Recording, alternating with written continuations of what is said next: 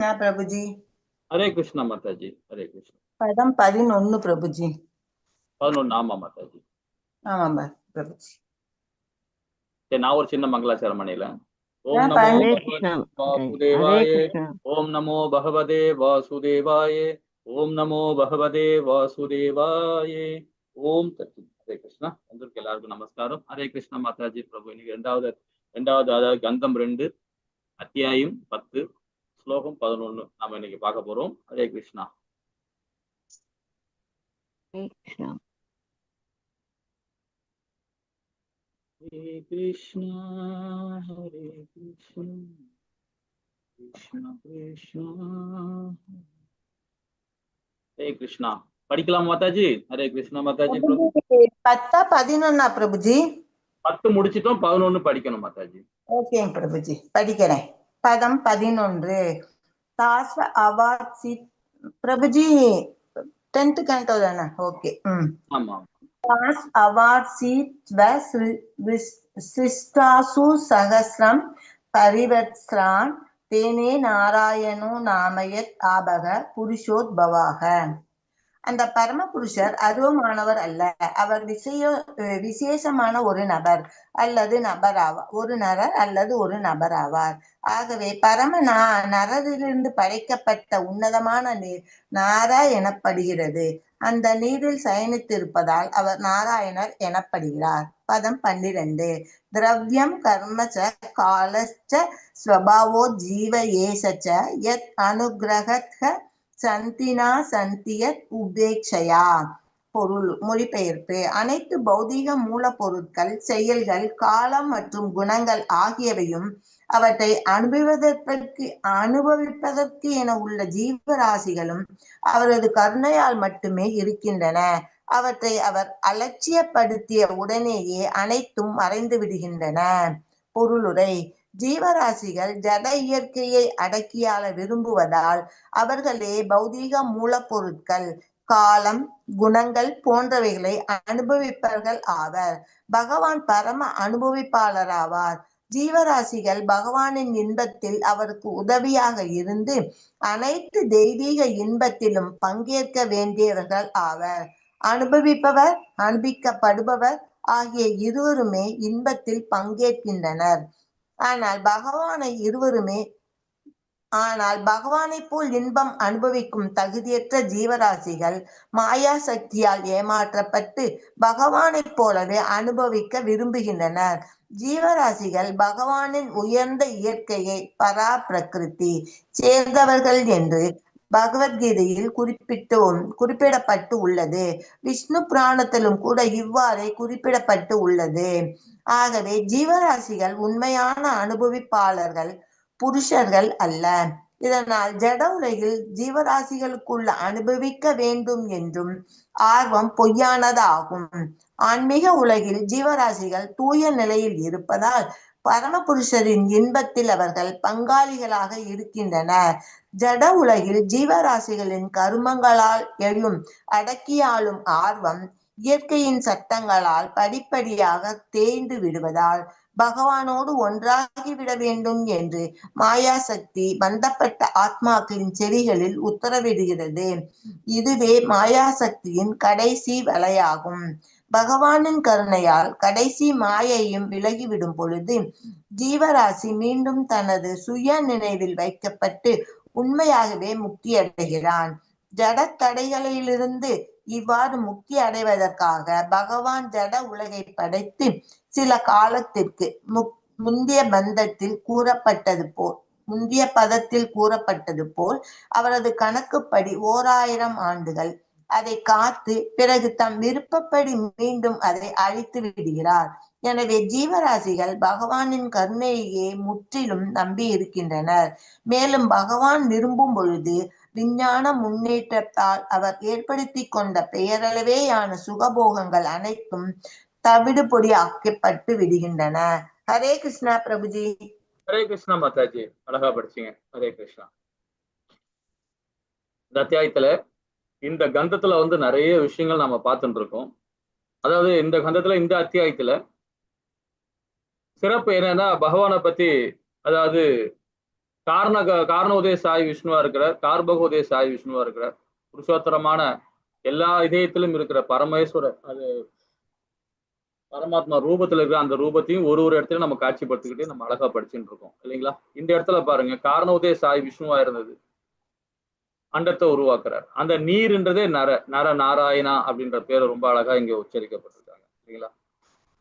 அப்ப அவர்கிட்ட நம்ம எப்படி சரணாகதி அடையணும் அப்படின்றத பக்குவத்தையும் ரொம்ப அழகா 7வது அத்தியாயத்திலும் ஸ்ரீமத் பகவத்கீதையிலும் சரி, 8வது அத்தியாயத்திலையும் நம்ம இறக்கும் தருவாலை எப்படி பகவானுக்கு நாம தஞ்சம் அடைய முடியும் அப்படின்றத பத்தியும் ரொம்ப அழகா ராஜ வித்யா ராஜ குபியோகத்திலையும் 9வது அத்தியாயத்திலும் ரொம்ப அழகா விளக்கப்பட்டிருக்கிறாங்க இல்லைங்களா? அதே 4வது அத்தியாயத்துல உன்னத ஞானத்தை கொடுக்கிறார் பகவான் ஸ்ரீமத் பகவத்கீதையில. அந்த இடத்துல பாத்தீங்கன்னா இந்த 3 விஷ்ணுகளும் என்னால் படைக்கப்பட்டதுன்னார் பகவான். ரொம்ப அழகா சொல்லப்பட்டிருக்காரு இந்த இடத்துல. நிறைய பேருக்கு அது உணராம இருக்கிறாங்க. விஷ்ணுக்கே உயர்ந்தவர் யாருன்னு பாத்தீங்கன்னா பரமேஸ்வர் பகவான் தான் இல்லைங்களா? அது நம்ம அதை நம்ம பார்த்து நிறைய இடத்துல ராமர் தான் மூத்தவர், இவர் தான் மூத்தவர், அவர் தான் மூத்தவர், நம்ம எல்லா இடத்துலயும் ஒரு சின்ன சின்ன விஷயங்கள் எல்லாம் பேசிட்டு இருக்காங்க. ஆனா உண்மையிலேயே பார்க்க போனா ஆதி அந்தமா இருக்கிற பகவானே பாத்தீங்கன்னா இந்த நீரை பத்தி ரொம்ப அழகா சொல்லுவார். நரன்றதே பாத்தீங்கன்னா நீர். அதுக்கு ஒரு இது பண்ணிக்கலாம். இல்ல ராமாயணத்துல பாத்தீங்கன்னா வால்மீகி ரொம்ப அழகா ஒரு இடத்துல கொடுத்திருக்கிறார். என்ன கொடுத்துருக்காரு பாத்தீங்கன்னா, இது பகவத்கீதையை சம்பந்தப்பட்டிருக்கும். இதுல இதே பகவத்கீதையில 7வது அத்தியாயத்துல 16வது பாகத்துல சொல்லுவாரு, 4 பேர்கள் எனக்கு துயரற்றோர், செல்வத்தை விரும்புவோர், ரொம்ப அழகா அதுல சொல்லப்பட்டிருக்காரு. 4 விதமான பேர் சொல்லியிருக்காரு. ஞானிகள் பத்தி சொல்லியிருக்காரு. அதே இடத்துல வால்மீகி ராமாயணத்துல பாத்தீங்கன்னா பகவானு கிட்ட ரொம்ப அழகா அந்த சம்பந்தப்படுத்தி சொல்லியிருக்காரு. வால்மீகி ராமாயணம் 4 பேர், மொத்தம் 5 பேர். அதுல 5 யாருன்னா நம்ம சமுத்திரராஜனோட மனைவியும் சேர்த்து, சமுத்திரராஜன் அவரோட மனைவி, அதுக்கப்புறம் பாத்தீங்கன்னா விபீஷ்ணன், அப்புறம் சகா அப்படின்ற ஒரு அசுரன், சரணர்ன்ற ஒரு அசுரன். சோ இவங்க 5 பேருமே 4 பேர் தான் முக்கியமா. சமுத்திரராஜனோட மனைவியை ஒரு கோடிட்டும் காமிச்சிருக்காரு வால்மீகி. ஆனா இவங்க 4 பேருமே ரொம்ப அற்புதமா பகவான் கிட்ட சரணாகதி அடைகிறாங்க. ஆனா விபீஷ்ணன் சரணாகதி அடையும் போது பாத்தீங்கன்னா ஏத்துக்க மாட்டேன்றான் சுக்கிரவன். அவன் மாத்திரம் இல்ல, எல்லாருமே ஏத்துக்க மாட்டேன்றாங்க. கடைசியில ஒருத்தரையா கேள்வி கேட்கிறார் பகவான். ராமபிரான் கேட்கிறார், இவனை ஏத்துக்கலாமா ஏத்துக்கூடாதான்னு கேட்கும் போது ஒருத்தர ஒரு அபிப்பிராயம் சொல்றான். சுக்கிரன் ஒண்ணு சொல்றான், வேண்டாம், அண்ணங்கிட்டயே துரோகம் பண்ணிட்டு இங்க வந்திருக்கிறான், அவன் சாதாரணப்பட்ட ஆளு, நம்ப முடியாது அப்படின்றான். எல்லாத்தையும் கேட்கும் போது 4வதா கேட்கிறாரு யார்கிட்ட, பகவான் ஆஞ்சநேயர் கிட்ட கேட்கிறாரு. அப்ப ஆஞ்சநேயர் என்ன சொல்றாரு பாத்தீங்கன்னா, ராமபிரான் என்ன மனசுல நினைக்கிறாரோ அதை அப்படியே சொல்ற ஒரு ஆட்சி அவரு அழகா அற்புதமா ஒரு விளக்கம் கொடுக்கிறாரு. நம்மகிட்ட தஞ்சம் அடைஞ்சிருக்கிறாரு. அதனால அவர்கிட்ட ஒரு பொறுப்பை ஒப்படைச்சிட்டு பார்ப்போம், அவர் செயல்படுறாரா இல்லையான்றதை பார்த்துக்கிட்டு அதுக்கப்புறமா நாம அவர் மேல ஒரு அபிப்பிராயப்படுவோம். ஆனா அதுக்கு முன்னாடி நாம ஒருத்தரை நம்ம அது மாதிரி சொல்லக்கூடாது அப்படின்ட்டு சுக்கிரனுக்கும் சரி எல்லாரையும் சொல்றாரு. அதே மாதிரி வாலியோட பையன்கிட்டையும் சொல்றாரு. வாலி பையனும் ஒத்துக்க மாட்டேன்றான். ஆனா ஆஞ்சநேயர் மட்டும் அழகா சொன்னாரு. அப்ப ராமபிரான் அதை பார்த்துட்டு அதே மாதிரி சொன்னார். ராமபிரானோட மனசுல பட்டதை அப்படியே சொன்ன உடனே ராமபிரானை ஏத்துக்கிறார். அப்புறம் அவனை ஏத்துக்கிறார், விபீஷணனை ஏத்துக்கிறாரு. அதே மாதிரி பாத்தீங்கன்னா எல்லாருமே அப்புறம் அடுத்தது சமுத்திரராஜன்.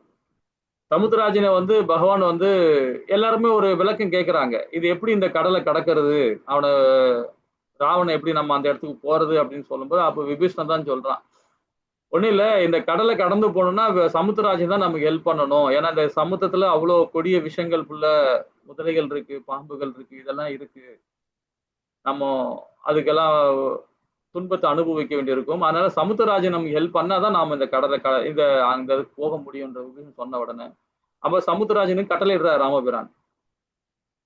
ஆனா அவ்வளவு சீக்கிரமா அவன் வரமாட்டேன்றான். அவர் ஒரு ஆயத்தை விட்டார். ஒரு ஆயத்தை விட்ட உடனே வில்லு எடுத்து அம்பு வீசின உடனே அப்பவும் வரல. அவரு பயங்கர ரொம்ப கோவப்படுறாரு ராமபிரான். அப்புறம் எடுத்து ஒரு காண்டி பிடித்து விடுக்கும் போது ரெடியாகும் போது அப்போ லட்சுமணன் அண்ணா வேண்டாம் வேண்டாம் வேண்டாம் வேண்டாம் அப்படின்னு. அப்புறம் தேவர்கள்லாம் நடுங்கி சொல்றாங்க, இது இனி பண்ணீங்கன்னா இதாயிடும். நான் இவ்வளவு தூரம் கோவப்படுறேன், அப்போ கூட வராம இருக்கிறானே சமுத்திரராஜன் அப்படின்னு சொல்லிட்டு கோவப்படுறாரு. அதுக்கப்புறமா சமுத்திரராஜன் வந்து அந்த பிரம்மாசத்தை விடும்போது வந்துடுறான். வந்து அப்ப சரணாகதி அடையிறான். அடைஞ்சிட்டு அதுக்கப்புறமா அங்க ஒரு லீலை நடக்கும், அற்புதமா இருக்கும். அதுக்கப்புறமா வந்து அவ பத்தினியும் கூட சேர்ந்து வந்துட்டு அதுக்கு ஒரு அட்வைஸ் எல்லாம் கொடுக்குறாங்க. கொடுத்த உடனே இதுக்கு வந்து என்னால ஒண்ணும் பண்ண முடியாது, ஆனாலும் என் மேல நடந்து போகிற அந்த பாரத்தை நான் சுமக்கிறேன். நீங்க போறது பாரத்தை நான் சுமக்கிறேன், ஆனா நீரை என்னால வற்ற முடியாது, ஏன்னா நாராயணோட செயல்பாடு அது அப்படின்னு ரொம்ப அற்புதமா சொல்றாரு. ஏன்னா ராமபிரானுக்கே அவரு அட்வைஸ் பண்ற மாதிரி அங்க சொல்றாரு. வால்மீகி ரொம்ப அற்புதமா பண்ணியிருப்பாரு அந்த இடத்துல. ஏன்னா நரநாராயணாச்சு, நரனா யாரு? நீர் தானே இல்லைங்களா?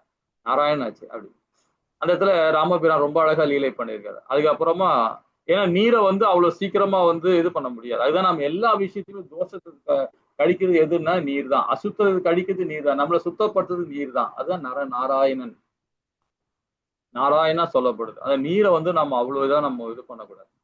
அதான் சமுத்திரராஜ் என்ன சொல்றாரு, அவ்வளவு ராமபிரான் அவ்வளவு கோவப்பட்ட கூட இந்த சமுத்திரத்துல வத்த விடல அவர். என் மேல போங்க, அந்த பாரத்தை நான் ஏத்துக்கிறேன் அப்படின்னு. அது உங்க பத்தினியும் அவரும் ரொம்ப அழகா சொன்னாங்க. அது ஒண்ணு. ரெண்டாவது சரி அந்த தாண்டி போயிட்டாங்க. கல்லை மிதக்க வச்சாங்க, மிதக்க வச்சு பாலை மிதக்க வச்சாங்க, மிதக்க வச்சுட்டு அது மேல போயிட்டாங்க. எது சொல்ல வரும்னு பாத்தீங்கன்னா, நமக்கு நிறைய துன்பங்கள் வரும் பௌதிகத்துல, ஏகப்பட்ட துன்பம் வரனா அந்த விஞ்ஞானம் புரியும் நமக்கு. 14 அதாவது 13 அத்தியாயத்துல பகவான் சொல்ற ஞான யோகத்துல முதல் அத்தியாயத்துல ஸ்ரீமத் பகவத்கீதையில அன்னமய்ய கோச பிராணமய்ய கோச ஞானமய்ய கோச விஞ்ஞானமய்ய கோசான்றார். அந்த ஞானம் கிடைச்ச பிறகு அந்த விஞ்ஞானம் உணர்றோம் பாத்தீங்களா, அப்பதான் நம்ம ஆனந்தம் அடைய முடியும் இல்லைங்களா?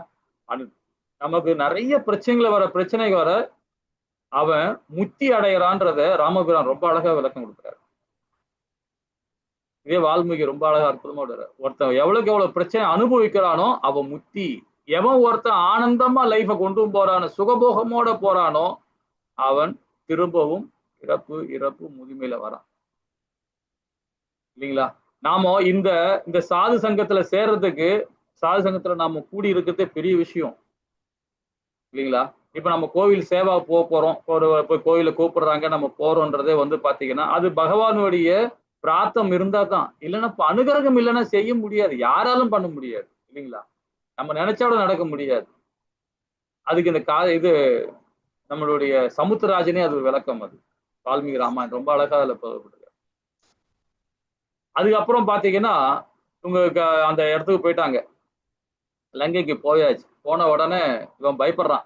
இவங்க கூட இருக்கவங்க எல்லாமே யாரு கூட, ராவணன் கூட இருக்கும் எல்லா படைகளும் பயப்படுறாங்க. பயந்தவனே என்ன செய்யலாம் அப்படின்னு சொல்லிட்டு அப்போ உடனே 2 பேரும் ஒற்றர் 2 பேரும் அனுப்புறாரு. சகாவும் சரண அனுப்புறாரு. நீங்க போய் பார்த்துட்டு வாங்கடா அப்படின்னு சொல்லிட்டு சாரணரையும் சகா இல்ல சுகா 2 பேரையும் அனுப்புறாரு. அப்போ 2 பேருமே போறாங்க. போய் எப்படின்னா ஒரு வானர மாதிரி வேஷம் போட்டுக்கிட்டு போறாங்க.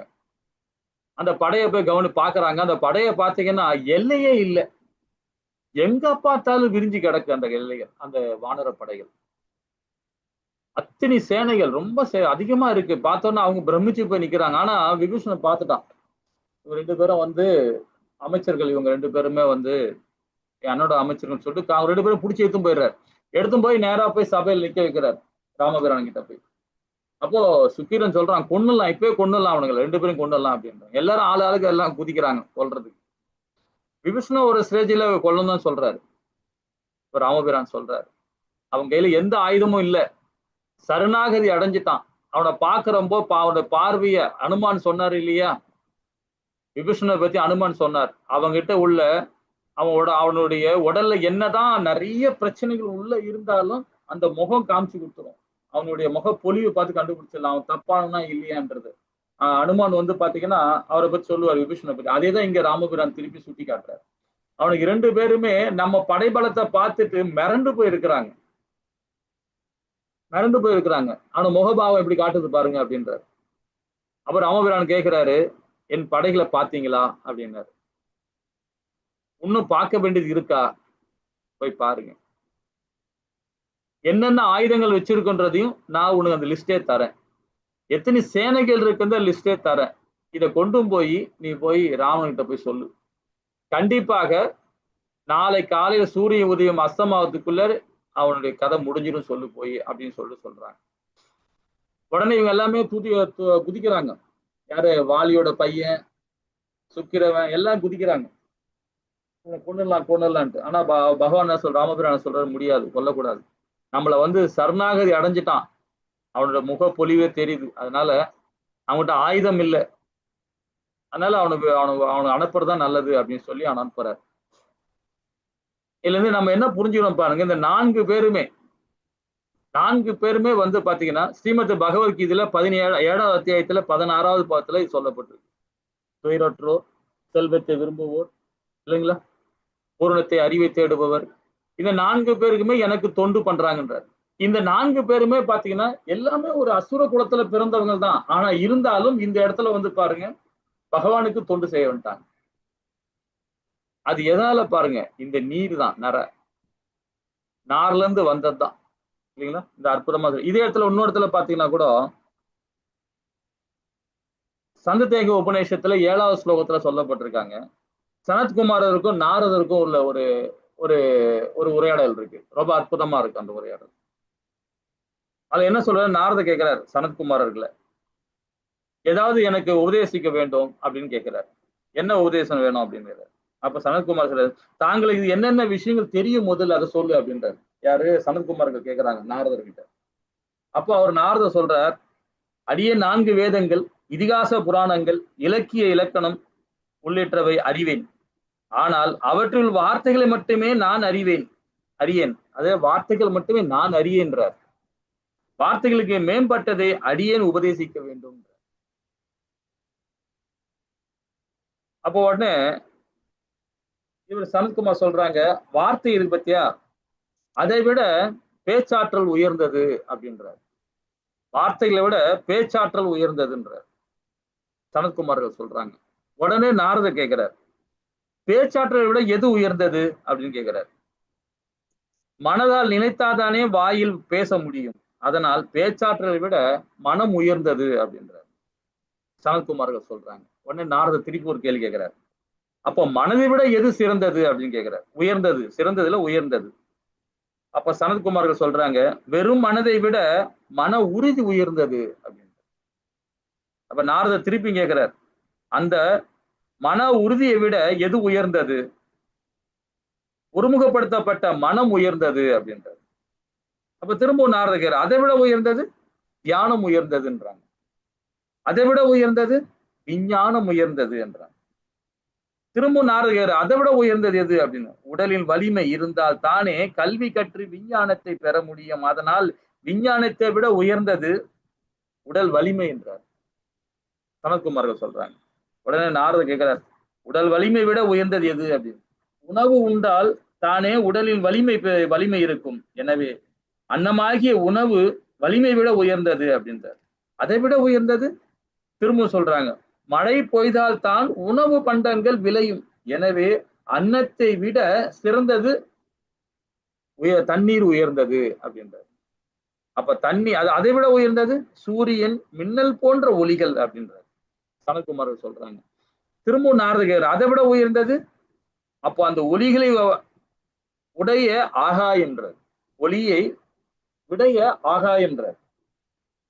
அப்ப அதை விட உயர்ந்தது மனிதனின் நினைவாற்றல், அதை விட உயர்ந்தது இவ்விஷயங்கள் கேட்பது உங்களுக்குள்ள ஆர்வம், அவை அனைத்துமே காட்டிலும் உயர்ந்தது அப்படின்றார். அப்ப ஆர்வத்தோட உயர்ந்தது எது அப்படின்னு கேட்கிறான் நாரத கேட்கிறார். அப்ப ஜீவாத்மா, இந்த ஜீவாத்மாவை அறிந்தவன் அனைத்து வாதங்களையும் வெல்பவன் அப்படின்னு சொல்லப்படுது. அப்ப நாரத சொல்றாரு, மிக்க மகிழ்ச்சி, இனி நான் அந்த ஜீவாத்மா அறிய அடியேன் முயற்சி செய்ய போகிறேன், நான் சென்று வருகிறேன் அப்படின்னு சொல்லிட்டு நாரத கிளம்புறாரு. உடனே சனத்குமார்கள் பிடிச்சி வைக்கிறாங்க அவரை, நில், இந்த ஜீவாத்மாவுடைய மேம்பட்டம் ஒருவன் இருக்கிறான், அவன்தான் பரமாத்மா, அவன்தான் ஆதி, அவன்தான் அந்தம் அப்படின்னு சொல்லிட்டு சொல்றார். அவன்தான் முழுமுறு கடவுளான பகவான் கிருஷ்ணர் அப்படின்றார். அப்ப அவன் பூமா என்று அழைக்கப்படுகிறான். பூமா என்றால் மிக பெரியவன் என்ற பொருள். அவனை காணும் பொழுது கண்கள் மற்றொன்று காணாது, அவனை பற்றி கேட்கும் போது காது மற்றொன்றும் கேட்காது, அவனுக்கு எண்ணும் பொழுது மனம் வேறொன்று மற்றொன்றும் எண்ணாது மிகவும் அவனை பற்றி அறிந்து கொண்டு அவனை வழிபடுவன் உயர்வடைவான் அப்படின்றார். இது எல்லாத்துக்கும் பாருங்க, நீரு, ஆகாயம், காற்று, மனது, புத்தி எல்லாத்தையோட உயர்ந்தது பகவான் இல்லைங்களா? இது ரொம்ப அழகா ஸ்ரீமத் பகவத்கீதையில ஒரு அத்தியாயத்திலையும், முதல் அத்தியாயத்தை விட்டுருங்க, 2வது அத்தியாயத்திலிருந்து 18வது 16 அத்தியாயம் பாத்தீங்கன்னா 16 வரைக்கும் ரொம்ப அழகா சொல்றாரு. 17, 18ல மட்டும் அவர் முடிவுரை விளக்கமா கொடுக்கிறார். இப்ப நம்ம இவ்வளவு உபநேசங்கள் படிக்கிறோம், 108 உபநேசங்கள் படிக்கிறோம். 108 உபநேசங்கள்ல பாத்தீங்கன்னா நம்ம வாழ்க்கையில 10 உபநேசங்கள் மட்டும் தான் நாம அதை இன்னைக்குள்ள நடைமுறைக்கு ஒத்து வரும். மத்த உபநேசங்கள்லாம் ஒத்து வராது. ஏன்னா அதுல அவ்வளோ சாராம்சம் இருக்கு இல்லைங்களா? இப்ப நம்ம படிச்சோம், நாரதர் கேட்ட கேள்விக்கு சனத்குமார்கள் விளக்கம் கொடுக்குறாங்க. அதை ஒன்னொன்னும் பாத்தீங்கன்னாவே நம்மளால ஃபாலோ பண்ண முடியும் பாருங்களேன். ரொம்ப கஷ்டம் வாழ்க்கையில, ரொம்ப கஷ்டம் இல்லைங்களா? இந்த பிறவி பத்தாது, எல்லா பிறவி தேணும். ஆனா பகவான் நம்ம என்ன முறையிடுறோம் பாருங்க, எனக்கு அடுத்த பிறவியா முத்தி கொடுங்க, அடுத்த பிறவியா நல்லது நடக்குங்க அப்படின்னு நம்ம கேட்டு இருக்கோம்.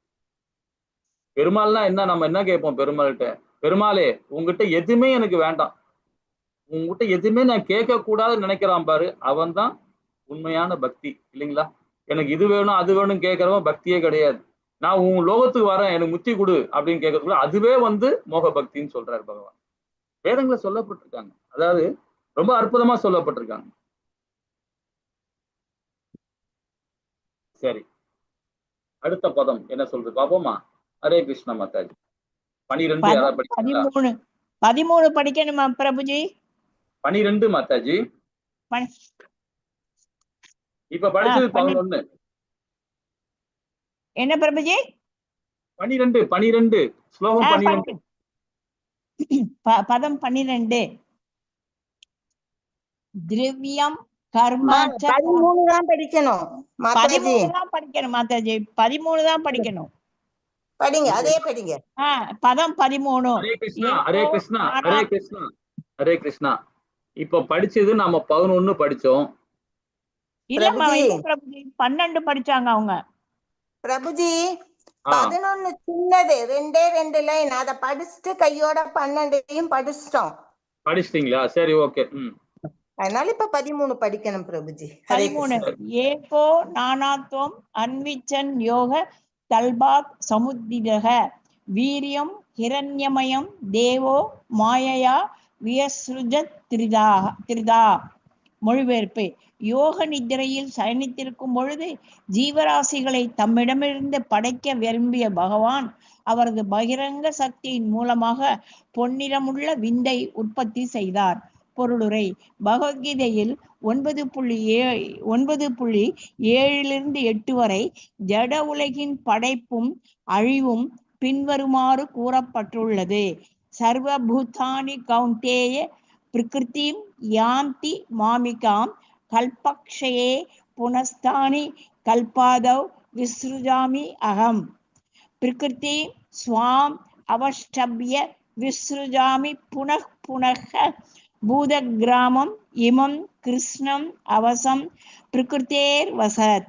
ஜட இயற்கை மற்றும் அதில் போராடி கொண்டிருக்கும் ஜீவராசிகள் ஆகிய இவ்விரு படைப்பு சக்திகளும் கல்ப முடிவில் பகவானின் உன்னதமான உடலினுள் ஒன்றாக கலந்து விடுகின்றன. பிறகு திரும்பவும் அவற்றை படைக்க பகவான் விரும்பும் பொழுது அவை மீண்டும் பகவானால் தோற்றுவிக்கப்படுகின்றன. எனவே ஜட இயற்கை பகவானின் கட்டுப்பாட்டின் கீழ் செயல்படுகிறது. இவ்வாறாக ஜட இயற்கையின் கட்டுப்பாட்டிலும் பகவானின் கட்டுப்பாட்டிலும் உள்ள மேற்கூறிய இரு படைப்பு சக்திகளும் பகவானின் விருப்பத்தால் மென்மேலும் படைக்கப்பட்டு அழிக்கப்படுகின்றன. படைப்பிற்கு முன் அல்லது ஜட பிரபஞ்சத்தின் தோற்றத்திற்கு முன் பகவான் மொத்த சக்தியாக, அதாவது மகா சமஷ்டியாக இருக்கிறார். இவ்வாறாக பகவான் தம்மை பலவாக பரவச் செய்ய விருப்பம் கொண்டு தம்மை அவர் மேலும் அநேக மொத்த சக்தியாக விரிவடை செய்கிறார். அநேக மொத்த சக்தியிலிருந்து அவர் மேலும் விரிவடைந்து அத்தியாத்மிகம், அதிதெய்வீகம் மற்றும் அதிபௌதீகம் எனும் 3 நிலை கொண்ட தனி நபர்களாக விரிவிடுகிறார். இது ஏற்கனவே விளக்கப்பட்டுள்ளது. அவ்வாறிருக்க மொத்த படைப்பும் படைப்பு சக்திகளும் ஒன்றுக்கொன்று வேறுபடாதவையாகவும் அதே சமயம் வேறுபட்டவையாகவும் இருக்கின்றன. அனைத்தும் அவரிடமிருந்து, அதாவது மகாவிஷ்ணு அல்லது மகா சமஷ்டி தோன்றியவையாக இருப்பதால் பிரபஞ்ச சக்திகளுள் எதுவும் அவரிலிருந்து வேறுபட்டவை அல்ல. ஆனால் விரிவடைந்த இத்தகைய சக்திகள் அனைத்தும் பகவானால் திட்டமிடப்பட்டவாறு குறிப்பிட்ட கடமைகளை கொண்டிருப்பதால் அவை பகவானிலிருந்து வேறுபட்டவையாகவும் உள்ளன. ஜீவராசிகள் பகவானின் நடுத்தர சக்திகள் என்பதால் அவர்கள் பகவானோடு ஒன்றுபட்டவர்களாகவும் அதே சமயம் வேறுபட்டவர்களாகவும் இருக்கின்றனர். தோற்றத்திற்கு வராத நிலையில் ஜீவசக்திகள் பகவானுக்குள் ஒடுங்கி கிடக்கின்றன. பிரபஞ்ச படைப்பில் அவைகள் அவிழ்த்து விடப்படும் பொழுது இயற்கை குணங்களின் கீழுள்ள அவற்றின் வேறுபட்ட விருப்பங்களுக்கேற்ப வெவ்வேறாக அவை தோற்றமளிக்கின்றன. ஜீவசக்திகளின் தோற்றங்கள் ஜீவராசிகளின் வெவ்வேறு பந்தப்பட்ட நிலைகளாகும். ஆனால் சனாதன படைப்பில் உள்ள முக்தியடைந்த ஜீவராசிகள் நிபந்தனையற்றவாறு சரணாகதி அடைந்துள்ள ஆத்மாக்கள் ஆவர். ஆகவே படைத்தல் அழித்தல் எனும் விதிகளுக்கு அவர்கள் உட்பட்டிருக்கவில்லை. இப்படைப்பு யோக நித்திரையில் உள்ள பகவானின் பார்வையால் நிகழ்கிறது. இவ்வாறாக அனைத்து பிரபஞ்சங்களும் பிரபஞ்ச தலைவரான பிரம்மாவும் மீண்டும் படைக்கப்பட்டு அழிக்கப்படுகின்றன. ஹரே கிருஷ்ண பிரபுஜி. தேங்க்யூ பிரபுஜி. ஹரே கிருஷ்ணா. தேங்க்ஸ் சொல்லாதீங்க மாதாஜி, பகவான் சொல்லுங்க. ஹரே கிருஷ்ணா. இந்த இடத்துல பாத்தீங்கன்னா ஆக்சுவலா 13 படிக்கலாம், 12 படிக்கலாம்னு பார்த்தோம். சரி, ஓகே, நீங்க இது பண்ணிட்டீங்க. யோக நித்திரையில் சாயனிக்கும் பொழுது ஜீவராசிகளை தம்மிடம் இருந்து படைக்க விரும்பிய பகவான் அப்படின்னு சொல்லப்படுது. யோக நித்திரையில சயனிக்கிறார் பகவான். இது எந்த விஷ்ணுவை நாம நினைக்கிறோம்? யோக நித்திரையில சயனிக்கும் விஷ்ணு வந்து எந்த விஷ்ணுவை நாம் நினைக்கிறோம்? யாரா சொல்ல முடியுமா? என்ன பிரபுஜி? இன்னொரு கேள்வி என்ன? அதாவது யோக நித்திரையில் சயனித்திருக்கும் பொழுது ஜீவராசி தமிழிலிருந்து படைக்க விரும்பும் பகவான் அப்படின்னு சொல்லப்படுது. அப்ப யோக நித்திரையில் சயனித்திருக்கும் விஷ்ணு எந்த விஷ்ணுவா நாம சொல்லப்படுறோம்? காரணோதய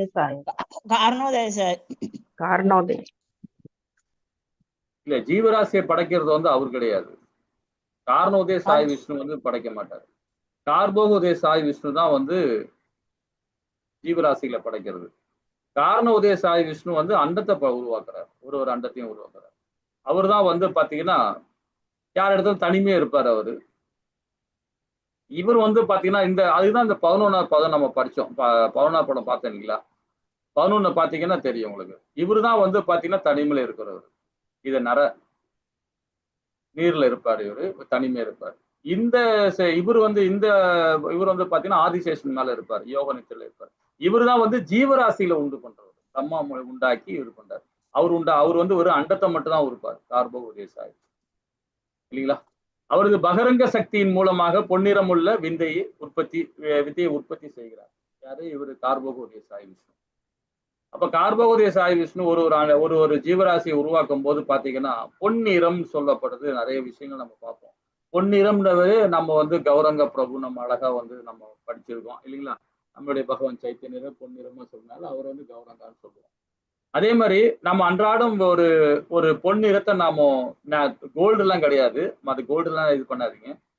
ஒரு பொன்னிறம்ன்றது துளசியை சொல்லலாம். துளசி ஏன் பொன்னிறம் சொல்றாங்க? அது யாராவது உங்களுக்கு தெரியுமா? பொன்னிறம் அதுல ஒரு முக்கியமான ஒரு சாராம்சம் இருக்கு. அதுல வந்து பாத்தீங்கன்னா துளசி செடியில வந்து ஒரு பொன்னிறம் இருக்கு. அதை பத்தி யாராவது தெரியுமா உங்களுக்கு?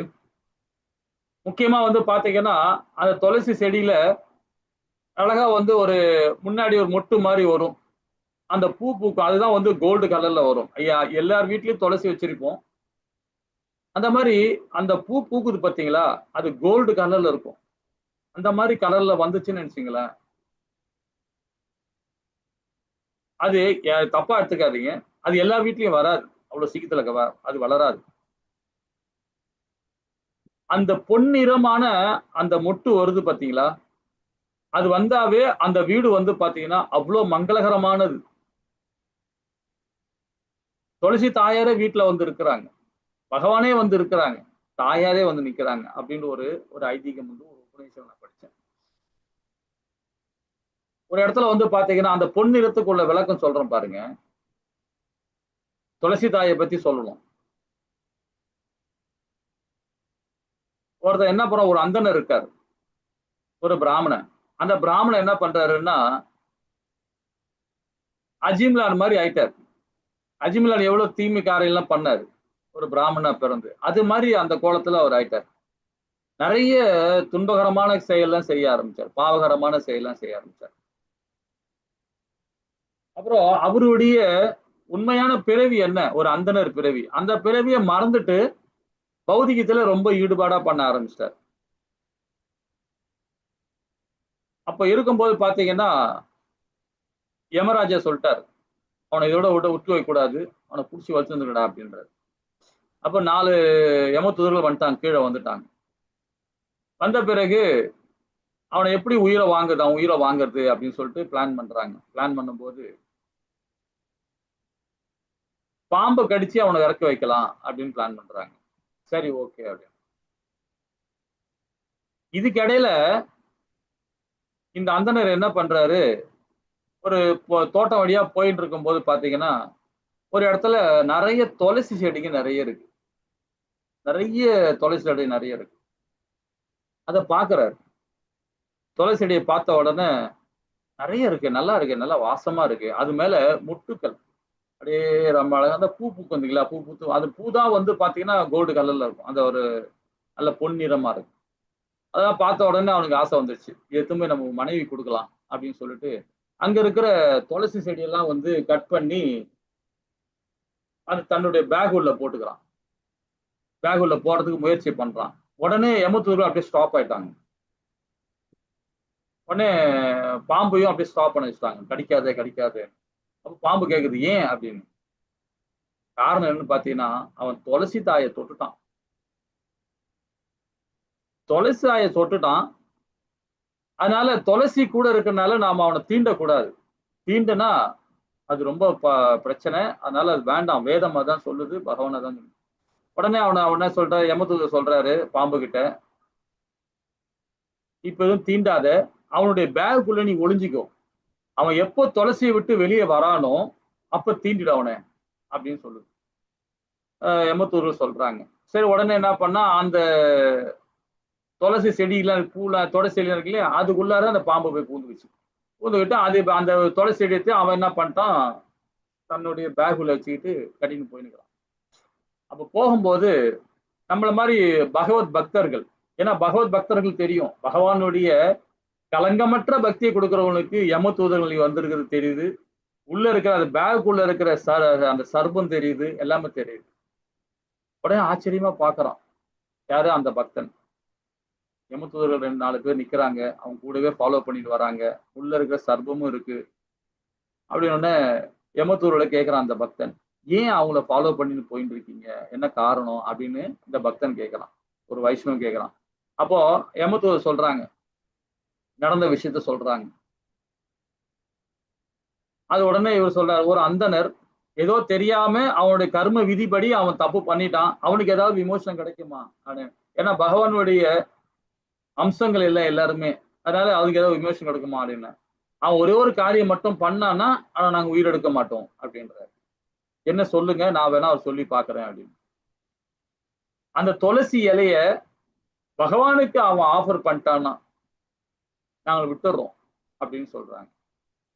சொன்ன உடனே அந்த பக்தன் என்ன பண்றான், அந்த ஆள்கிட்ட போய் சொல்றான், அந்த வந்தன கிட்ட, டேய் உன் பேக் உள்ளார சர்பம் இருக்குது, உன்னை சுத்தி 4 பேர் நிக்கிறாங்க, யமராஜிகள் பயங்கரமா நிக்கிறாங்க, உன் கண்ணுக்கு தெரியாது, ஏன்னா நீ ஃபுல்லா பௌதியத்துல இருக்கிற, பௌதியத்து வெளியே வந்தீங்கன்னா எல்லாருமே தெரியும், அதனால என்கிட்ட சொல்லியிருக்கிறாங்க, குறைஞ்சபட்சமாவது அந்த துளசிய பௌதியத்தோட பந்தப்படுத்தாம ஆன்மீகத்தோட அந்த துளசி எடுத்து பகவானுக்கு ஆஃபர் பண்ண அப்படின்ற. சொன்ன உடனே அவர் என்ன பண்றாரு, உயிர் பயந்துகிட்டு அவரு பண்ணிடுவார். உயிர் பயத்துக்கு பயந்துட்டு அங்க பகவானுக்கு ஆஃபர் பண்றாரு. ஒரு மனசோட, அதாவது அதுல இரு மனம் இருக்கு. அந்த பயம் அதுல வச்சு படைக்கிறார். படைச்சிட்டு ஆனா வந்து அவன் பயத்தோட படைச்சானோ பயம் இல்லாம செஞ்சானோ ஏதோ ஒண்ணு பகவானுக்கு ஆஃபர் பண்ணிட்டான். அதனால யமதூதர்கள் போயிட்டாங்க. அந்த பாம்பும் மறைஞ்சு போயிடுச்சு. அப்போ திரும்ப அந்த பக்தன் சொல்றாரு, நீ பண்ணது சரியோ தவறோ, ஆனா நீ ஒரு செயல் செஞ்சுட்ட. அதனால பகவானுக்கு ஆஃபர் பண்ணதுனால நீ உனக்கு முக்தி கிடைக்கும். ஆனாலும் பாரு, அது பண்ணாத, அந்த மாதிரி செயல் பண்ணாத. உன் வீட்டுல கொண்டு போய் அழகா வந்து ஒரு மடம் வச்சுக்கோ. மடம் வச்சு துளசியை வச்சு வரை. முக்கியமா துளசி வந்து அதுல அது ஒரு பூ பூக்கும். அந்த பூ பார்த்தீங்கன்னா கோல்டு கலர்ல வரும். அதுதான் உன்னுடைய பக்தியை முழுமையா பகவான் ஏத்துக்கிட்டார். பிருந்தா தாயும் சரி, துளசி தாயும் சரி, அந்த பக்தியை ஏத்து அவங்க உங்க வீட்டுல பூர்ணமா வரணும்னா நீ வந்து அந்த செடியை அந்த அளவுக்கு நீ பராமரிக்கணும். அப்பதான் உன்னுடைய பக்தி அப்படின்ற சொன்ன உடனே அதுக்கேத்த மாதிரி அந்த அந்தணரும் போய் வீட்டுல போயிட்டு ரொம்ப அழகா வந்து ஒரு பெரிய ஒரு காடையே வளைச்சு போட்டான். வளைச்சு போட்ட ஃபுல் இடத்துலயும் வந்து பாத்தீங்கன்னா அந்த துளசியுடைய செடியை ஃபுல்லா 1 ஏக்கர் 2 ஏக்கர் மேல வளர்க்க ஆரம்பிச்சார். வளர்க்க ஆரம்பிச்சு அங்க இருந்துதான் போனார். இது ஸ்ரீ சம்பிரதாயத்துல ஒரு இடத்துல நான் படிச்சேன். அது மாதிரி அந்த பொன்னிறம் சொல்றதே வந்து பாத்தீங்கன்னா ஒரு மங்களகரமான நிறம் அது, சரிங்களா? துளசி தெரியாது, உதாரணமா துளசி சொல்லலாம். அது மாதிரி நம்ம தங்கம் இருந்துதான் தங்கம் நம்ம என்ன நினைக்கிறோம், தங்கம் இது வந்து நம்ம வந்து ரொம்ப இம்பார்ட்டன்ட், இது விலை உயர்ந்தது அப்படின்னு நினைக்கிறோம். அது இந்த கொடுத்ததே பகவான் தான். இது என் கையில இருந்தா நல்லது, இது கையில இருந்தா வந்து பகவானே இருக்கிற மாதிரி அப்படின்னு நினைச்சு போடுறது கோல்டு வேற. சில ஆடம்பரமா போடும்போது பாத்தீங்கன்னா அது பௌதியத்துல போறாங்க. இந்த தங்கம் வந்து பகவான் தான், அதையும் பகவானுடைய அம்சமா எடுத்துக்கணும் இல்லைங்களா? அதுக்கும் ஒரு உபநிஷம் சொல்லப்பட்டிருக்காங்க. என்ன மாதிரி சொன்னா அந்த கோல்ட வந்து இது பகவானுடையது, இது பகவான் தான் என் கையில இருக்கிறாரு அப்படின்னு நினைச்சோம்னா அது வந்து பக்தி. அதே பௌதிகத்தில் இருக்கும்போது அவங்களுக்கு போட்டோம்னா அது ஒரு ஆபரணமா போயிடுது. அப்ப அது என்ன ஆகும் பாத்தீங்கன்னா விடிச்சுதான் அடையும் இல்லைங்களா? சோ இந்த இடத்துல இறக்கிறதுக்கும் சரி ஜீவிக்கிறதுக்கும் சரி பகவான் வந்து படைக்கிறாரு, அதே மாதிரி அழிக்கிறாரு. அழிக்க தொழிலையும் ரொம்ப அற்புதமா பண்றார், படைக்கும் தொழிலையும் அற்புதமா பண்றார் இல்லைங்களா? இது அடுத்த ஸ்லோகம் பாருங்க, இன்னும் அற்புதமா இருக்கும், அதையும் பார்ப்போம். ஹரே கிருஷ்ண மாதாஜி. 14வது பதம்.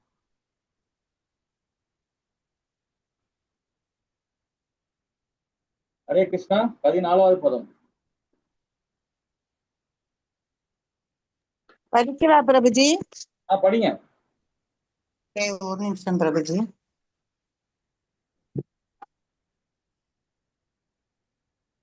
பதம் 14.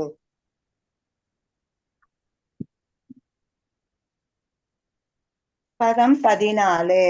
அதி தெய்வம் அதாத்யாத்மம் அதிபூதம் இதி பிரபுஹு அதேகம் பௌருஷம் வீரியம் த்ரிதாபித்யத தத் சுருணு. மேலே குறிப்பிடப்பட்டுள்ளது போல் ஒன்றேயான பகவானின் ஆற்றல் எப்படி ஆளும் ஜீவன்கள், ஆளப்படும் ஜீவன்கள் மற்றும் ஜட உடல்கள் என 3ஆக பிரிக்கின்றன என்பதை என்னிடமிருந்து கேளும். பிரபுஜி, நான் அடுத்ததையும் படிக்கவா? இதெல்லாம் குட்டி குட்டியா. பதம் 15. அந்த சரீர ஆகாஷா புருஷஸ்ய விசேஷ்டதः ஓஜக சகோ பலம் ஜங்ஞே ததக பிராணோ மகான் அசு. மகாவிஷ்ணுவின் உன்னத உடலிலுள்ள ஆகாயத்திலிருந்து புலன் சக்தி, மனோபலம் மற்றும் உடல் பலம் ஆகிய அனைத்தும் உற்பத்தியாகின்றன. அதை போலவே மொத்த உயிர் சக்திக்கும் அதுவே பிறப்பிடமாக உள்ளது. பதம் 16. அனுப்பிராணாந்தி யம் பிராணாக பிராணாந்தம் சர்வஜந்துஷு அபானந்தி நர வேதம் இபானுகாக. பிரஜைகள் தங்கள் அரசரை பின்பற்றுவதைப் போலவே மொத்த சக்தி அசையும் பொழுது மற்ற எல்லா ஜீவராசிகளும் அசைகின்றன. மொத்த சக்தி முயற்சியை கைவிடும் பொழுது மற்றெல்லா ஜீவராசிகளும் புலன் இயக்கங்களை கைவிடுகின்றன. பொருளுரை. தனிப்பட்ட ஜீவராசிகள் பரமபுருஷரின் மொத்த சக்தியையே முற்றிலும் நம்பி இருக்கின்றன. எந்த மின் விளக்கிற்கும் சுதந்திரமான பிரகாசம் இருக்காது என்பதை போலவே யாருக்கும் சுதந்திரமான இருப்பு கிடையாது. ஒவ்வொரு மின்சார கருவியும் மொத்த மின்சார நிலையத்தை முழுமையாக நம்பி இருக்கிறது. மொத்த மின்சார நிலையம் மின்சாரம் உற்பத்தி செய்வதற்குரிய நீர்த்தேக்கத்தை நம்பி இருக்கிறது. நீர் மேகங்களை நம்பி இருக்கிறது. மேகங்கள் சூரியனை நம்பி இருக்கின்றன. சூரியன் சிருஷ்டியை நம்பி இருக்கிறது. இவ்வாறாக பரமபுருஷ பகவானே சர்வ காரணங்களுக்கும் காரணம் அவர். பிரபுஜி அடுத்ததையும் படிச்சுட்டு சின்னது பதம் 17. பிராணேயா சிபதா கக்ஷுத் திருட அந்தரா ஜாயத்தே விபோஹோ விபாசதோ ஜக்ஷதச்ச பிரான் முகம் நிரபித்யத. மொழிபெயர்ப்பு. விராட் புருஷரால் கிளறப்பட்ட உயிர் சக்தி பசியையும் தாகத்தையும் உண்டாக்கியது. அவர் உண்ணவும் அருந்தவும் விரும்பிய பொழுது வாய் திறந்தது. பொருளுரை. தாயின் கருவினுள் அனைத்து ஜீவராசிகளும் தங்கள் புலன் உறுப்புகளையும் புலன் உணர்வுகளையும் விருத்தியடைய செய்து கொள்ளும் முறையானது விராட் புருஷரின் விஷயத்தில் உள்ள அதே கொள்கைகளை பின்பற்றுவதாகவே காணப்படுகிறது. இந்த விராட் புருஷர் அனைத்து ஜீவராசிகளுக்கும் மொத்த உருவமாக இருக்கிறார். ஆகவே எல்லா உற்பத்திகளுக்கும் பரம காரணமாக இருப்பது அருவமானதோ அல்லது அசைவற்றதோ அல்ல. எல்லா வகையான புலன் உணர்வுகளையும் புலன் உறுப்புகளையும் பெற வேண்டும் என்ற ஆசைகள் பரமனிடம் உள்ளன. இதனால் அவை தனி நபர்களிடமும் இயற்கை குணமாகும் ஏற்படுகின்றன. இந்த ஆசை பரம ஜீவராசியாகிய பரம சத்தியத்தின் இயற்கை குணமாகும். அனைத்து வாய்களுக்கும் உரிய மொத்த சக்தி அவரிடம் இருப்பதால் தனிப்பட்ட ஜீவராசிகள் வாய்களை பெற்றுள்ளன. இவ்வாறுதான் மற்ற எல்லா புலன்களையும் புலன் உறுப்புகளையும் பிரதிநிதிக்கும் ஓர் உதாரண உறுப்பாக வாய் இருக்கிறது. ஏனெனில் இக்கொள்கை பிற உறுப்புகளுக்கும் பொருந்துவதாக உள்ளது. ஹரே கிருஷ்ணா பிரபுஜி. ஹரே கிருஷ்ணா மாதாஜி. ஹரே கிருஷ்ணா. 17 வரைக்கும் முடிச்சிருக்கிறேன் Prabhuji. 15. Okay okay okay okay. ஏன்னா சின்ன சின்ன இது விஷயம் இல்ல அது, அதனால இது பண்ணி கஷ்டமா தான் இருக்கும். 14, 15, 16. ஆமா. மேலே குறிப்பிடப்பட்ட ஒன்றான அதாவது பகவானின் ஆற்றல் எப்படி ஆளும் ஜீவன்கள் ஆளப்படும் ஜீவன்கள் மற்றும் ஜட உலகில் எனப்படும் ஒன்றாக அதாவது என மூன்றாக பிரிக்கப்படுகிறது என்பதை என்னிடமிருந்து கேளும் அப்படின்றார். அதாவது ஜீவனின் ஆளும் ஜீவன் ஆளப்படும் ஜீவன் மற்றும் ஜட உடலில் என மூன்றாக பிரிக்கப்படுகிறது. இப்ப ஆளும் ஜீவன்கள் அப்படின்னு சொல்லுவோம். ஆளும் ஜீவன்கள் ஆளப்படும் ஜீவன்கள் இது நம்ம ஸ்ரீமத் பகவத்கீதையில நம்ம படிச்சிருக்கிறோம். அது எந்த இடத்துல படிச்சிருக்க ஞாபகம் இருக்கா யாருக்காவது? ஆளும் ஜீவன் ஆளப்படும் ஜீவன் மற்றும் ஜட உடல். இப்ப சில பிரபுபாதா கூட இதுல சின்ன விளக்கம் கொடுத்தார். இதுல பொருள் விளக்கம் கொடுத்தார்.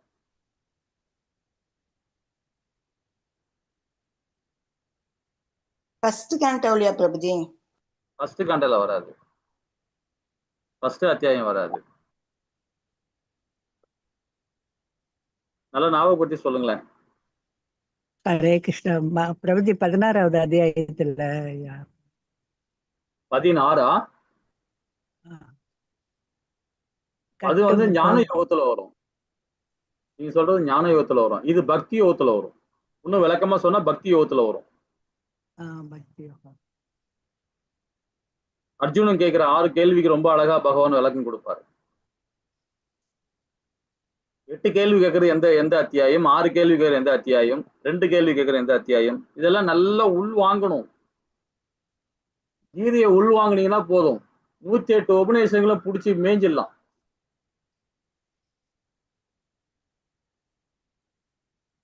ஏழாம் அத்தியாயத்துல கேட்கிறார். 7ல புருஷனா யாரு? நம்ம எல்லாம் நினைப்போம் இந்த இயற்கையை நாம தான் அனுபவிக்கிறோம் அப்படின்னு நினைக்கிறோம் இல்லைங்களா? இயற்கை அனுபவிப்பாளர் யாரு? ஏதான புருஷா, அவ்வளவுதான் புருஷான்னு சொல்றது. அப்ப அவர் அவரா புருஷா? அப்ப நாமளா இயற்கை அனுபவிக்கிறோம் கிடையாது. இந்த உடலை யாருடையது? பகவானுடையது இல்லைங்களா? பகவானுடைய உடல்.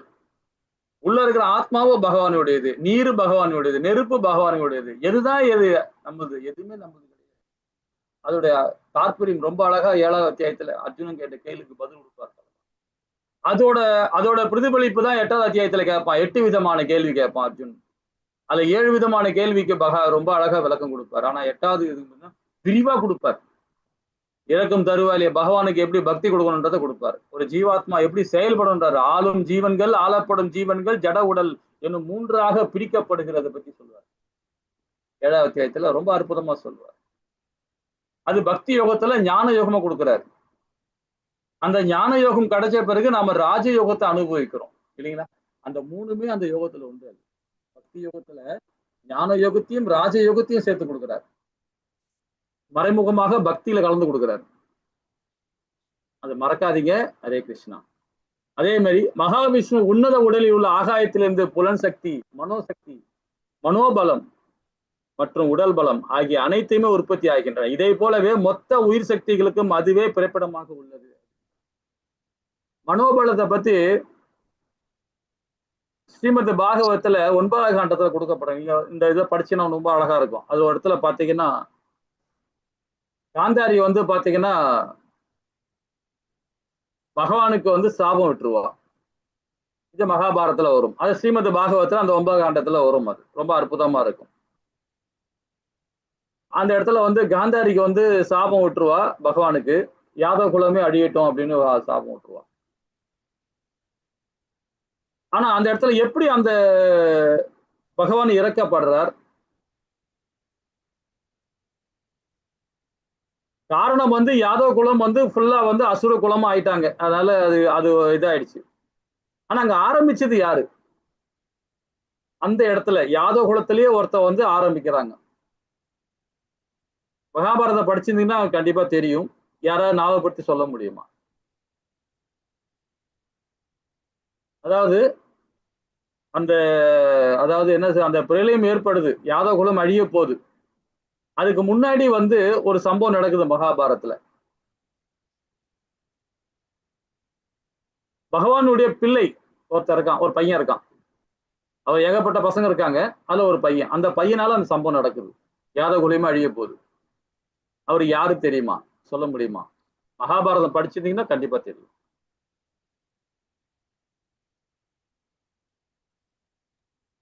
பிரபுஜி சாம்பனா? கரெக்ட். ஹரிபோல் மாதாஜி. சாம்பவன் தான். ஹரே கிருஷ்ணா. ஹரிபோல் ஹரிபோல். அந்த சாம்பவனுக்கு ஒரு லீலை இருக்கு, ரொம்ப அற்புதமா இருக்கும். அவன் என்ன பண்ணான்னா, சாம்பவன் என்ன பண்றான் பாத்தீங்கன்னா, ஒரு பெண் வேடம் விட்டு வயிற்றுக்குள்ளார குழந்தை இருக்கிற மாதிரி நடிச்சுக்கிட்டு ரிஷிகிட்ட போய் கேட்கறான். அந்த ரிஷிகள்லாம் எல்லாமே என்ன பண்றாங்க, இன்னைக்கும் துவாரகால பாத்தீங்கன்னா பிண்டரகம் சொல்லிட்டு ஒரு கிராமம் இருக்கு. அந்த கிராமத்துல வந்திருக்கிறாங்க யாருக்கு? மகரிஷிகள்லாம். யாராரு பாருங்கன்னா, விஸ்வாமுத்திரர், அசித்தர், கண்வர், துருவாசர், பிருகு, அங்கிரி, கஷிபர், வாமனதேவர், அந்திரி, விஷ்டர், நாரதர். இவங்க எல்லாமே அங்க வந்திருக்காங்க. பிண்டரகம் சொல்ற துவாரகால இப்போ அந்த கிராமம் இருக்கு. அந்த கிராமத்துல இருக்கிறாங்க. அப்போ சாம்பவன் என்ன பண்றான், மனைவி வேடம், பெண் வேடம் விட்டு வயிற்றுல குழந்தை மாதிரி இருந்து போய் அங்க போய் அவங்களுக்கு கேட்கறான். யாரும் கிண்டல் பண்ற மாதிரி கேட்கறாங்க அந்த யாதவ குல சிறுவர்கள் எல்லாம் சேர்ந்து. அப்போ அந்த ரிஷிகள் கோவப்படுறாங்க. கோவப்பட்டு சபிக்கிறாங்க. என்ன கோவப்பட்டு சபிக்கிறாங்கன்னா, அவ வயிற்றுல ஒரு உலக்க பிறக்கும் அப்படின்னு, இரும்பு உலக்க பிறக்கும் அப்படின்ட்டாங்க சாம்பவனுக்கு.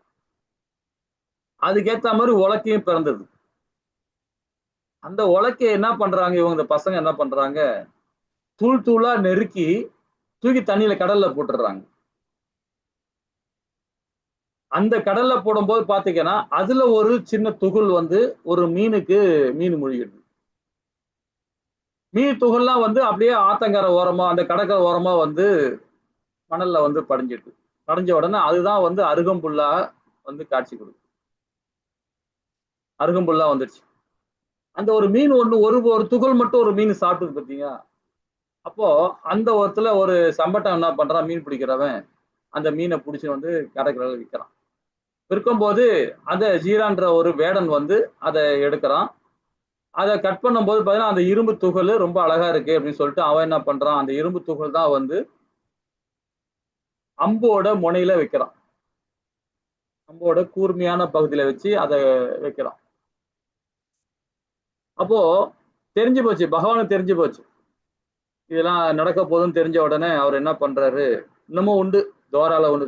தோரகா போனவங்க எல்லாருக்கும் தெரியும். அந்த இடம் ரொம்ப அழகான பிரசித்தி பெற்ற இடம் அது. தோரகா யாத்திரை வந்தவங்க எல்லாம் தெரியும். அந்த இடத்துல படுத்துட்டு காலை நீட்டு கால் மேல காலை போட்டுட்டு, அதாவது எல்லாமே இடது காலை கீழே வச்சு வலது காலை தான் போடுவாங்க. ஆனா பகவான் என்ன பண்றாருன்னா, இடது காலை கீழே வச்சு வலது காலை கீழே வச்சு இடது கால போட்டு கால் மேல போட்டு அப்படியே சாஞ்சிட்டு படுத்துட்டு இருக்காரு மரத்து மேல. அப்போ அந்த வேடன் என்னப்பா ஜீரா வேடன் என்ன பண்றான், அந்த அம்பை எடுத்து எய்கிறான். அந்த அந்த துகள் சாபமற்ற துகள், அது இரும்பு துகள் அந்த அம்புல இருக்கனால தான் பகவான் வந்து அந்த இடத்துல வந்து ரத்தம் அடிஞ்சு அவர் அங்கிருந்து அது தெரிஞ்ச உடனே இவங்க இது மாதிரி பகவான் போயிட்டாரு அப்படின்னு தெரிஞ்ச உடனே இவங்க எல்லாமே வந்து பாத்தீங்கன்னா மனைவிமார்கள் எல்லாருமே வந்து அப்படியே அக்னி குண்டத்துல விழுந்து முக்தி அடைகிறாங்க. பலராமருக்கு அந்த நியூஸ் போகுது. உடனே பலராமர் என்ன பண்றாரு, அப்புறம் யோக நித்திரையிலேயே அது ஆதிசேஷன் ஆகி அப்புறம் அங்க இருந்து முக்தி பகவான் லோகத்துக்கு போறாரு. அப்புறம் பாமாவும் ருக்மணியும் அவங்களும் என்ன பண்றாங்க, அதே இடத்துல உயிர் விட்டு அப்படியே நாங்க ஆத்மாவை விட்டுட்டு பிரிஞ்சுட்டு அங்கே டைரக்டா பகவானுக்கு போறோம் இல்லைங்களா. மேக்சிமம் அதிகமா யார்கிட்டயுமே நம்ம சாபம் வாங்கவே கூடாது. சாபம் வாங்காம இருக்கவும் முடியாது. இது இந்த கதை வந்து நமக்கு வந்து பாத்தீங்கன்னா ஒரு இது ஒண்ணு, எல்லாருக்கும் அழிவு உண்டு, அழிவு இல்லாம யாருமே கிடையாது இல்லைங்களா. ஏதோ ஒரு வகையில அழிவு உண்டு நமக்கு. அதாவது நம்ம எல்லாருமே துக்காலயம் தானே இது இல்லைங்களா. நம்ம வந்திருக்க இடமே துக்காலயம் தான், இது சொர்க்கம் கிடையாது. இது இந்த துக்காலயத்திலேயே நாம எப்படி இருக்கணும் அப்படின்னு பாத்தீங்கன்னா பக்தி தான். எல்லார்கிட்டயுமே தாழ்ந்து போகணும். தான் என்ற அகந்தியே இல்லாம தாழ்ந்த நிலையிலே இருக்கணும். எவன் ஒருவன் தாழ்ந்த நிலையில இருக்கான அந்த விஞ்ஞானத்தை புரிஞ்சு அவன் முக்தி அடைவான். இதுதான் பகவத்கீதையில 2வது அத்தியாயத்திலிருந்து பகவான் ஃபுல் கம்ப்ளீட்டா சொல்லிட்டே ஒரு அத்தியாயத்திலையும் ஒரு இடத்துல சொல்லுவார் பகவான். யாரும் உயர்ந்தவன் கிடையாது, யாரும் தாழ்ந்தவன் கிடையாது, எல்லாமே சமநோக்குல பழகுங்க, சமநோக்குல பழகுங்க, எல்லா ஜீவராசியும் சமநோக்குல பாருங்கன்னு. யாருமே பெருமையா பேசாதீங்கன்னு சொல்லுவார். நிறைய இடத்துல சொல்லியிருக்காரு, பெருமையா பேசாதீங்க. பெருமை பேச பேச அந்த பிறவி அடுத்த பிறவி நாயா தான் பிறகுன்றார். இது சில பிரபுபாதே சொல்லியிருக்காரு. யாருமே பெருமை அந்த வாயாலம் யாத்திரை பத்தி பெருமையா பேச பேச என்ன தெரியுங்களா, அந்த கேட்கிற அந்த பெருமை அடையிறான் பாருங்க, அவன் அடுத்த பிறவி நாய் தான். இது சில பிரபுபாதாவே சொன்னது. யாருமே பெருமை பேசக்கூடாது. பெருமை பேசுற யாருன்னா இருக்கிறாரு, இவர் தான் விராட் ரூபத்தில் நிற்கிறார் ஒரு பகவான். அவர் தான் பெருமையை இந்த வாயால பேசணும். மனுஷனை ஒருத்தனையும் பெருமையா பேசவே கூடாது. பேசணும்னா நாம அதல பாதாலாம் நம்ம குணம் ஆட்டோமேட்டிக்கா மாறிடும். ரசகுணம் வந்துடும், நம்ம குணம் மாறிடும். நம்ம குணம் மாறுது இல்லாம ஒருத்தர் யாரும் நம்ம பெருமைப்படுத்துறோமோ அவரு அதுக்கு மேல போயிடுவார், தம்ம குணத்துக்கு போயிடுவார். ஆட்டோமேட்டிக்கா அந்த குணம் போயிடும். குணமாயா கொண்டு போய் வச்சிருவா, ஜீவமாயா கொண்டு போய் வச்சிருவான்னு.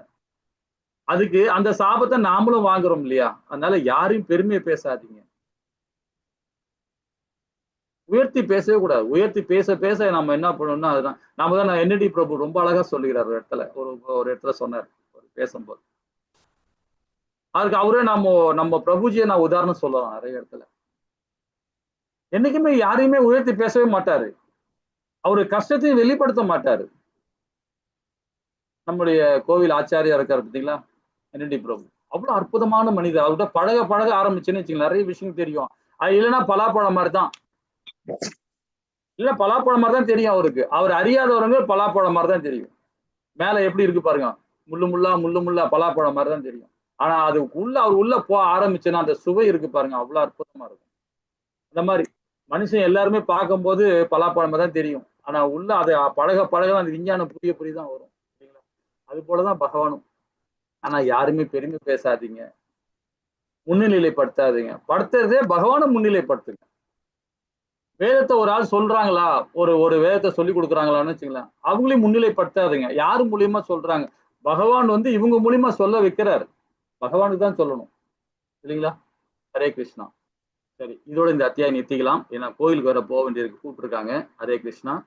நம்ம இதை அடுத்த வாரம் பார்ப்போம். 17வது பாதம் வரைக்கும் முடிச்சிருக்கோம்ல மாதாஜி? ஹரே கிருஷ்ணா. அடுத்த வாரம் 18வது. ஹரே கிருஷ்ணா. சரி, பாப்போமா? ஓகே பிரபுஜி.